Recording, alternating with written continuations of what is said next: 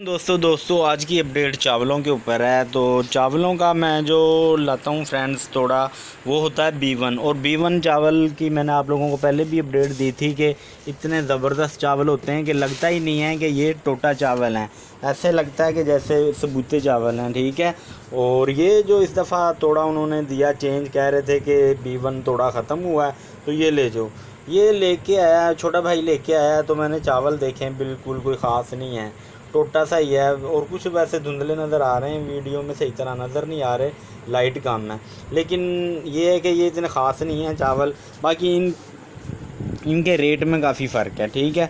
जो पहले वो मंत्रोड़ा लाता था B1 के चावल हमें पड़ते थे तकरीबन 98 रुपये किलो और 110 हम सेल कर रहे थे। और ये चावल हमें फ्रेंड्स 82 रुपये किलो पड़ रहे हैं और इसको हम 90 रुपये सेल कर रहे हैं। ठीक है। तो अब तक की यही अपडेट है।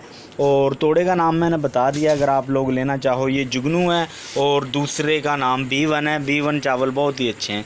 तो बाकी अब तक की यही अपडेट है। और भी ऐसी अच्छी अपडेट्स के लिए हमारे चैनल को करें सब्सक्राइब और इसके साथ जो बेल का आइकन है इसको भी लाजमी क्लिक करें, ताकि मैं जैसे ही कोई न्यू अपडेट दूँ तो उसका नोटिफिकेशन आप लोगों को मिल जाए।